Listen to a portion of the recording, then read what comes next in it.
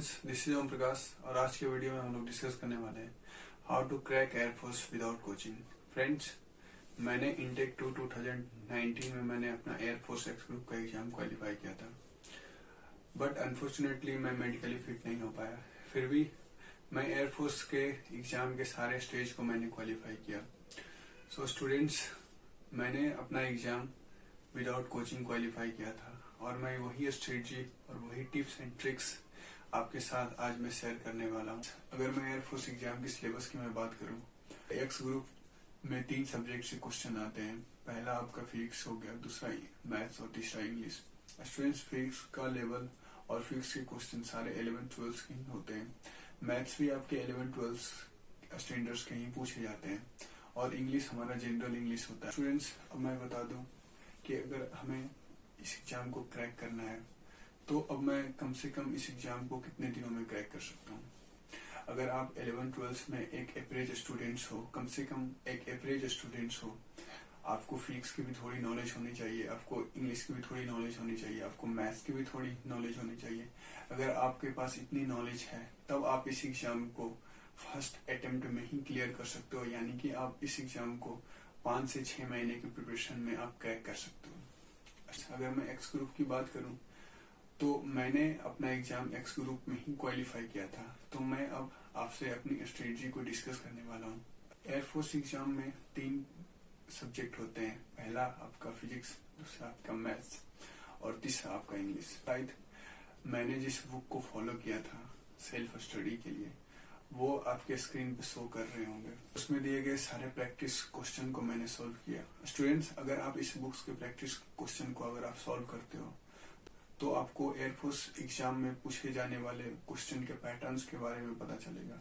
और ना सिर्फ पैटर्न्स के बारे में स्टूडेंट्स, बल्कि आप एग्जाम में देखोगे कि 20-30% क्वेश्चन आपके सेम टू सेम डिजिट आपके एग्जाम में कॉपी किए जाते हैं इस बुक से। कम से कम एटलीस्ट सेक्शनल कट ऑफ तो आपका क्वालिफाई हो ही जाएगा। शायद आपको सेक्शनल कट ऑफ के बारे में मैं बताना भूल गया। एयरफोर्स एग्जाम में 2 तरह के कट ऑफ होते हैं, एक आपके सेक्शनल कट ऑफ होते हैं और एक आपके फाइनल कट ऑफ होते हैं। स्टूडेंट्स, हर सब्जेक्ट का अपना अपना सेक्शनल कट ऑफ होता है। अगर आपने एग्जाम के फाइनल कट ऑफ को क्वालिफाई कर लिया, यानी कि आपने एग्जाम के फाइनल कट ऑफ को गेन कर लिया, बट आपके किसी पार्टिकुलर सब्जेक्ट के सेक्शनल कट ऑफ के मार्क्स को आप अचीव नहीं कर पाए, तब भी आप एयरफोर्स एग्जाम के अगले स्टेप के लिए आप एलिजिबल नहीं होंगे। यानी कि आपको उस सेक्शनल कट ऑफ के साथ साथ फाइनल कट ऑफ दोनों क्वालिफाई करना होगा, तभी आप फेज 2 के लिए एलिजिबल होंगे।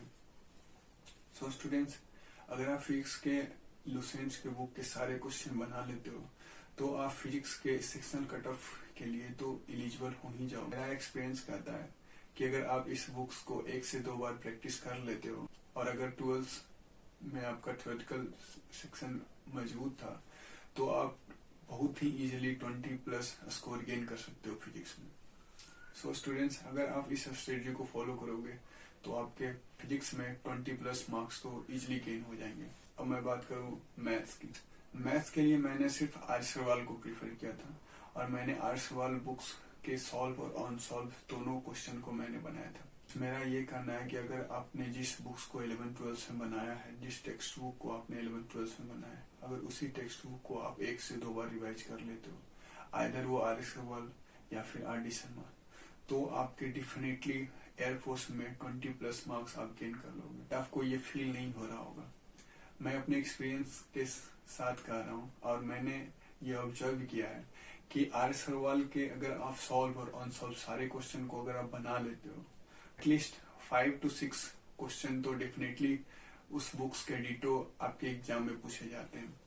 और शायद आपके स्क्रीन पे दिख रहा होगा, मैंने कुछ क्वेश्चन को कलेक्ट किया है जो शायद मेरे किसी एक एग्जाम में इतने सारे क्वेश्चन सिर्फ और सिर्फ आर्य सवाल बुक से ही पूछे गए थे। स्टूडेंट्स, ऐसा हर साल होता है और हर इनटेक में होता है।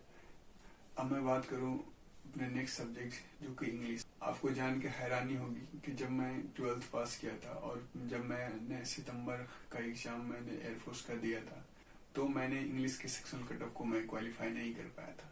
फिर मैंने अपने सीनियर से बात किया और उन्होंने जिस स्ट्रेटजी को बताया मैं उस स्ट्रेटजी को फॉलो करके मैं अपने इंग्लिश के मार्क्स को इनहेंस किया और वो एक ड्रास्टिक चेंज था स्टूडेंट्स।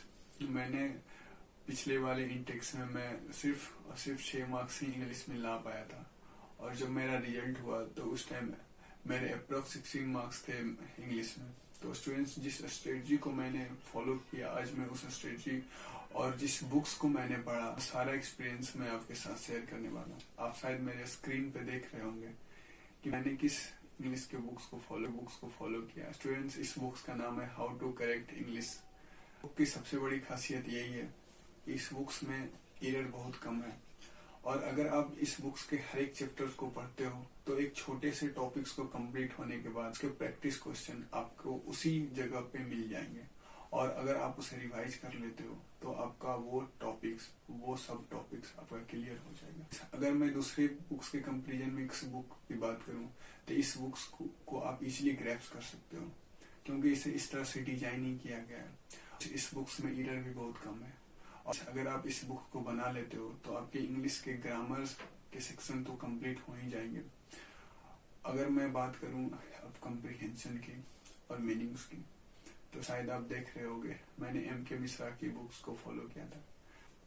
स्टूडेंट्स अगर मैं इस बुक्स की बात करूं तो इस बुक्स में 60 चैप्टर हैं जिसे आपको 60 डेज में खत्म करना है। आप इस 60 चैप्टर को रिवाइज कर लेते हो यानी कि आप इसे रिमेम्बर कर लेते हो तो एयरफोर्स एग्जाम में वर्ड मीनिंग रिलेटेड सारे प्रॉब्लम आपके सॉल्व हो जाएंगे। मैं अपनी एक्सपीरियंस की बात करूं तो इस बुक के 40 to 60 चैप्टर्स यानी कि अगर आप सिर्फ लास्ट के 20 चैप्टर्स को भी अगर आप रिवाइज कर लेते हो, ऐसा मेरा एक्सपीरियंस है स्टूडेंट्स। अगर आपके पास टाइम बहुत ही कम है और आप इस एग्जाम को क्रैक करना चाहते हो तो आप 20 चैप्टर को भी आप रिवाइज कर लेते हो तो आपके एग्जाम में डेफिनेटली ऑलमोस्ट सारे वर्ड प्रॉब्लम हो जाएंगे।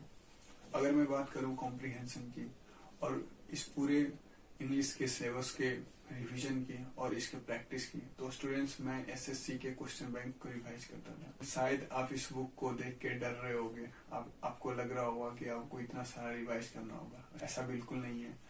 आप अपने अनुसार हर दिन किसी एक प्रैक्टिस सेट को बनाओ, आप किसी एक प्रैक्टिस सेट को एनालिसिस करो। ये मेरा एक्सपीरियंस कहता है कि एसएससी में पूछे गए कॉम्प्रिहेंशन एयरफोर्स एग्जाम में हूबहू रिपीट होते हैं।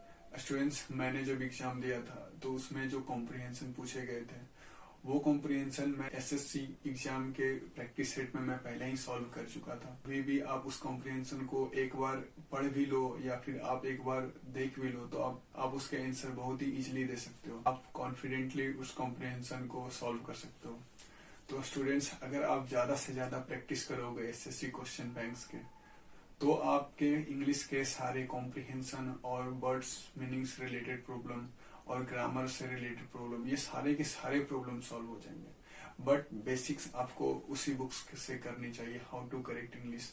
अगर इससे आप अपने बेसिक्स ग्रामर को कंप्लीट कर लेते हो और वहां से एटलीस्ट 60 डेज का जो वर्ड मीनिंग है अगर वो आप याद कर लेते हो और उसके बाद आप इसे प्रॉपरली अगर रिवाइज करते रहते हो बचे हुए टाइम में एग्जाम तक तो आपके डेफिनेटली इंग्लिश में 15+ मार्क्स आ जाएंगे। अगर आप इस पूरे पैटर्न्स को फॉलो करते हो और मेरे इस बताए गए सारे बुक्स को अगर आप फॉलो करते हो तो डेफिनेटली स्टूडेंट्स आपके फिजिक्स में 20+ मार्क्स तो आएंगे ही, आपके मैथ्स में 20+ मार्क्स आएंगे और एटलीस्ट इंग्लिश में 15+ मार्क्स तो आपके आएंगे ही। मैं आपको बता दूं कि एयरफोर्स एग्जाम में फाइनली सिलेक्ट होने के लिए आपको फाइनल जो कट ऑफ होते हैं एग्जाम के उस एग्जाम के कट ऑफ से आपके 4 to 5 मार्क्स ज्यादा होनी चाहिए। अगर एग्जाम के कट ऑफ से आपका 5 to 6 मार्क्स अगर ज्यादा है तो आप डेफिनेटली एयरफोर्स एग्जाम के फाइनल मेरिट के लिए और आप एयरफोर्स एग्जाम का जो PSL होता है उस लिस्ट में आपका नाम डेफिनेटली आएगा और आप एक एयरमैन कहलाओगे। तो स्टूडेंट्स अगर ये पूरी की पूरी स्ट्रेटजी और पूरी की पूरी जानकारी अगर आपको अच्छी लगी होगी और आपको मेरे ऊपर थोड़ा भी विश्वास होगा तो आप इस स्ट्रेटजी को फॉलो करना और इस जानकारी को और भी स्टूडेंट के साथ शेयर करो। क्योंकि फ्रेंड्स बहुत सारे स्टूडेंट्स ऐसे भी हैं जो गांव से बिलोंग करते हैं और उनके पास इतने पैसे नहीं है कि वो एक ह्यूज अमाउंट कोचिंग वाले को दे सके और वो वहां से पढ़ सकते हैं। स्टूडेंट्स मेरे इस वीडियो को शेयर करें, और अगर आपको मेरा ये प्रयास अगर अच्छा लगा होगा तो आप मेरे चैनल को सब्सक्राइब करें और मुझे कमेंट करें, ताकि मैं अपनी वीडियो को और ज्यादा से ज्यादा इम्प्रूव कर सकूं। So student, thank you for watching, have a nice day.